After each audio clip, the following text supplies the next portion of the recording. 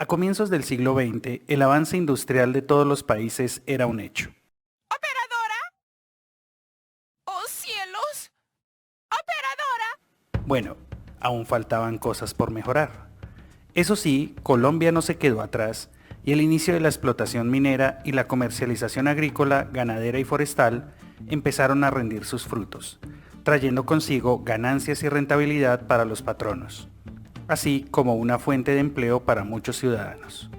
Sin embargo, pese a que todos tenían una buena voluntad de progreso, se hizo inevitable la ocurrencia de accidentes laborales, aspectos que era necesario controlar. En el año 1915, el político liberal Rafael Uribe se dio cuenta de esta situación y tuvo la genial idea de promover la Ley 57, en la cual se trataron temas como la responsabilidad patronal, las obligaciones de los trabajadores, las prestaciones económicas y asistenciales, así como las indemnizaciones a las cuales tenían derecho los trabajadores accidentados. Más adelante, se sancionó la Ley 46 de 1918, la cual promulgaba recomendaciones más detalladas sobre la sanidad en los sitios de trabajo y la higiene que se debía mantener para garantizar óptimas condiciones laborales. Este comienzo de siglo vino acompañado de grandes cambios. Entre el 13 y el 30 de julio de 1930 se realiza por primera vez un campeonato mundial de fútbol desarrollado en Uruguay, en el cual participan 13 selecciones nacionales. Por supuesto, su anfitrión fue coronado campeón mundial. Igualmente, vale la pena recordar que entre los años 1932 y 1933, en Colombia se vive una guerra con los vecinos peruanos, quienes deseaban apropiarse de una parte de nuestro país. Esta guerra termina con la ratificación del Tratado Salomón-Lozano de 1922 y la posesión de Leticia y el trapecio amazónico por parte de Colombia.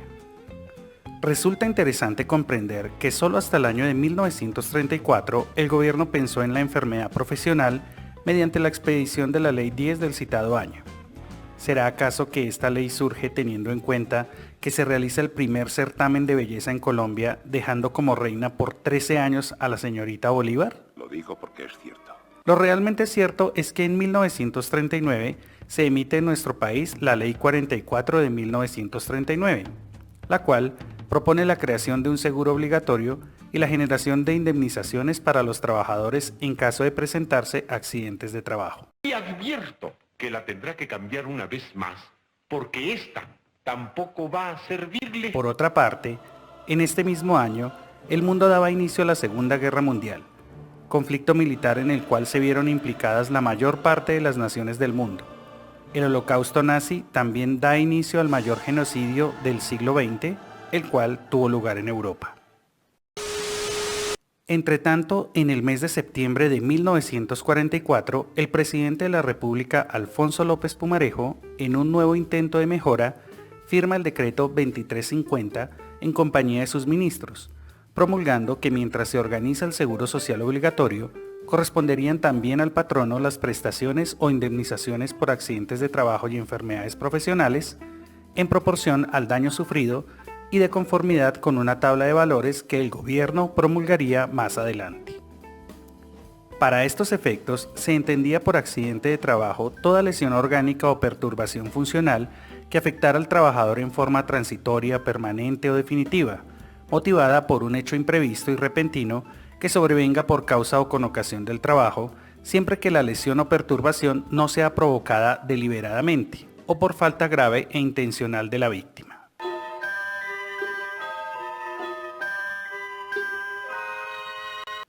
Y la enfermedad profesional era definida como la adquirida por razón y con motivo del trabajo, con excepción de las enfermedades endémicas en la respectiva región o de las epidemias que provoque en el organismo una lesión o perturbación funcional, transitoria, permanente o definitiva, originada por agentes físicos, químicos o biológicos.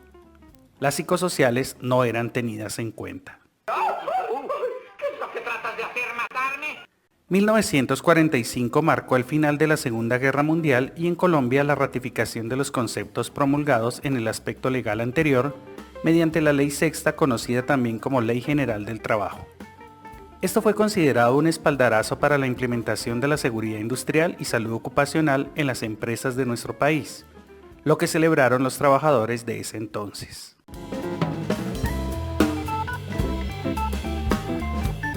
Al año siguiente, nuevamente se presenta la generación de una ley determinante en este camino hacia la prevención, la Ley 90 de 1946, en la cual el ingeniero Mariano Ospina Pérez, presidente de la República, establece el seguro social obligatorio y crea el Instituto Colombiano de Seguros Sociales. Ahí está el detalle. Inicialmente determina el seguro social obligatorio de los trabajadores contra los riesgos de enfermedades no profesionales y maternidad, invalidez y vejez, accidentes de trabajo y enfermedades profesionales y muerte. Según esta ley, eran asegurados por el régimen del seguro social obligatorio todos los individuos, nacionales y extranjeros, que prestaban sus servicios a otra persona en virtud de un contrato expreso o presunto de trabajo o aprendizaje, inclusive los trabajadores a domicilio y los de servicio doméstico. Decía que lo cubre todo. Sin embargo, los asegurados que tuvieran 60 años o más al inscribirse por primera vez en el seguro, no quedaban protegidos contra los riesgos de invalidez, vejez y muerte, ni podían realizar las respectivas cotizaciones.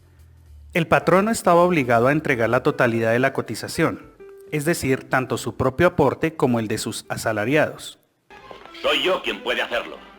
Tengo dinero suficiente.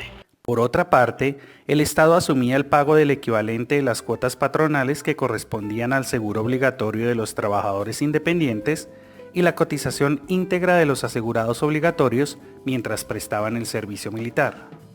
La acción para el reconocimiento de una pensión prescribía en 4 años y las demás prestaciones en 1 año. El asegurado que sufriera un accidente de trabajo o adquiriera una enfermedad profesional tenía derecho en todos los casos a la necesaria asistencia médica y quirúrgica, así como también al suministro de medicamentos, aparatos de prótesis y ortopedia y otros medios terapéuticos.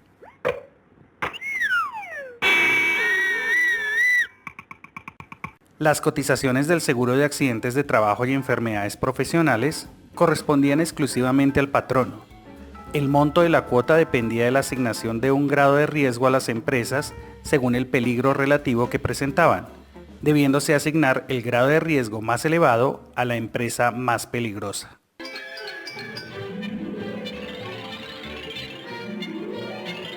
El 9 de abril de 1948, el país fue el protagonista de uno de los hechos más violentos jamás vistos en su historia, el Bogotazo, terminando con el genocidio del reconocido líder político Jorge Eliezer Gaitán. 8 meses más tarde, el gobierno expidió la Ley 77, la cual creó la Oficina Nacional de Medicina e Higiene Industrial. Un año más tarde, el decreto 3767 de 1949 la reglamentó delegándole funciones como hacer cumplir en el campo industrial las disposiciones de sanidad general en colaboración con el Ministerio de Higiene, realizar campañas de prevención sobre accidentes de trabajo y enfermedades profesionales,